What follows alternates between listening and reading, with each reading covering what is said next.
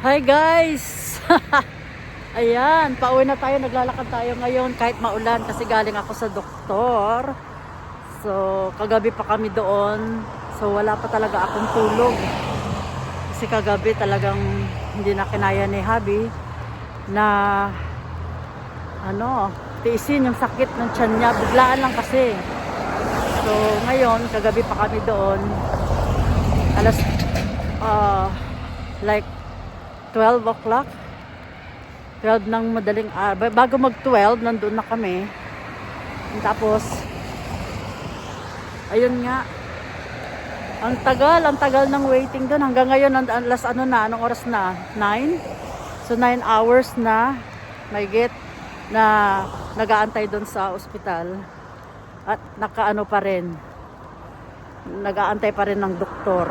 Ganon kabagal dito sa Canada ang ospital. Kasi pag nagpa-check up ka mga ganyan. Which is free lang kasi pero mag-aantay ka talaga. Grabe ang tagal. Ngayon, sabi niya, pero pinainom siya ng pain reliever, 4. So parang mga 800 milligrams. Pero ang tagal ng epekto. Kaya, tapos ngayon, sabi niya, medyo nawala-wala na yung sakit. Parang gusto na nga niyang umuwi. Kasi, ang tagal pa rin ng doktor doon. So, after 7 hours, tinawag siya. Akala namin yun na. Tapos, pagpasok niya sa room, may 6 na tao pa rin doon na nag-aantay doon sa doktor. Ay, sa nurse. Bali, nurse muna. Tapos, pagkatapos ng nurse, so, after 2 hours, na-check siya ng nurse. And then, lilipat na naman siya ng room para doon naman sa doktor. Magbabasa ng blood work niya.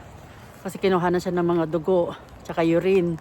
So, babasahin yung result. Kung saan ba nanggaling at nung cause nung biglaang sakit ng tiyan niya. So ayun, iniwan ko siya doon. Sabi niya, umuwi ka na. Sabi niya sa akin, matulog ka na.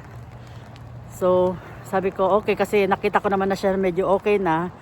Kaya ngayon, umuwi na ako. Pero malapit lang naman yung ospital. So like 15 minutes walk.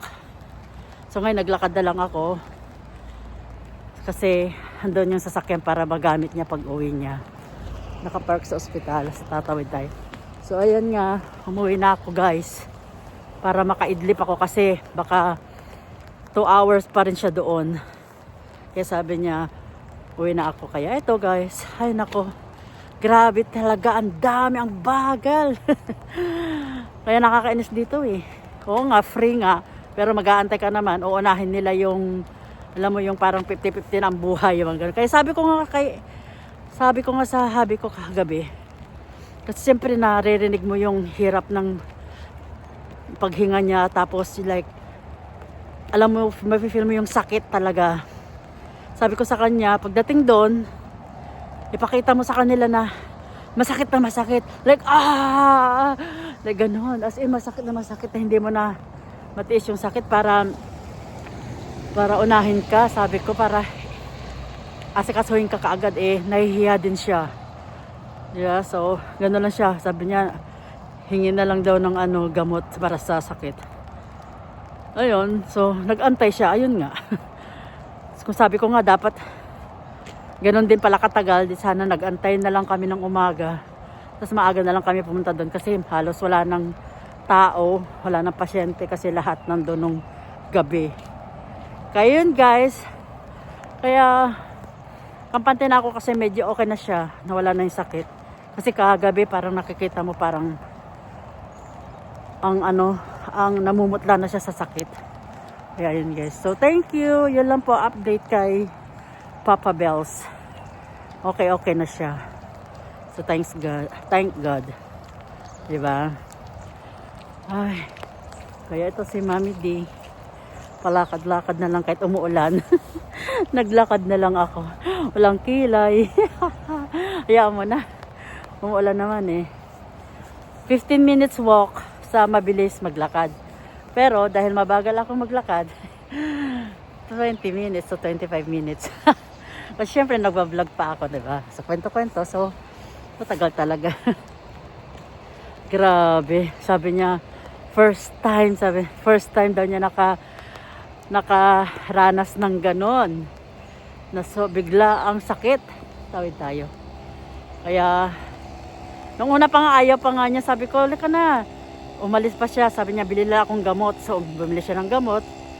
Kahit sakit na siya, tapos umuwi. Sabi ko, bakit ka pa bumili ng gamot? Eh, mayroon naman dyan ka ako na gamot. So, iba yung binili niyang gamot. Sakit ng tiyan, eh, pain reliever lang. Pwede naman na yun. Sa ibuprofen. Diba? Tapos, sabi ko, bakit na lang hindi tayo pumunta sa ospital? Sabi niya, ayoko doon. Ang tagal-tagal ng kasi chinek niya kung ilang oras ang waiting. So, nakalagay doon is 8 hours. 'Di ba? Minimum 8 hours. Yun nga. Malapit na siya mag 12 hours doon. Ay, so 10 hours na siya doon. So, ayun guys. Wala lang, ganun lang. Hanggat hindi ka pa 50-50, hanggat hindi ka nagwawala na masakit, hindi ka talaga nila uunahin doon. Kaya wala na yung sakit. Wala na yung pinunta mo sa ospital, wala na yung nararamdaman mo sakit. Tapos saka ka pa lang nila gagamot. Kasi sasabi nila, kaya pa yan ng pain reliever, di ba? Gano'n lang yun. So, ganun na. So, thank God, okay naman na siya.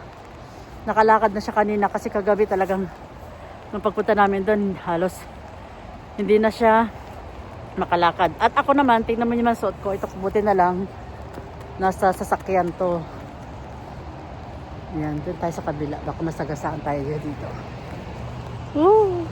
Doon tayo sa kabila. Kasi hindi ko makita yung kalsada. Yan. Tapos, nakapajama pa rin ako kasi nakapantulog na ako. Oh.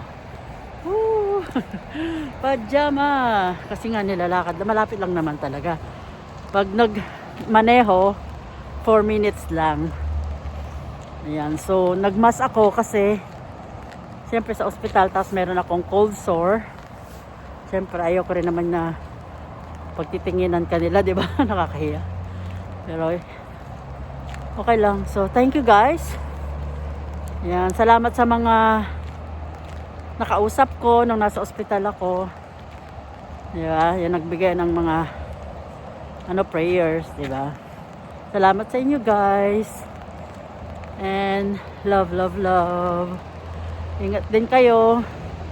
Ang panahon natin ay hindi natin alam, di ba? Okay ka ngayon tapos mamaya magkasakit ka. Kaya ingat tayo guys. Yan, puro mukha ko na ang napanood nyo. Thank you. Bye!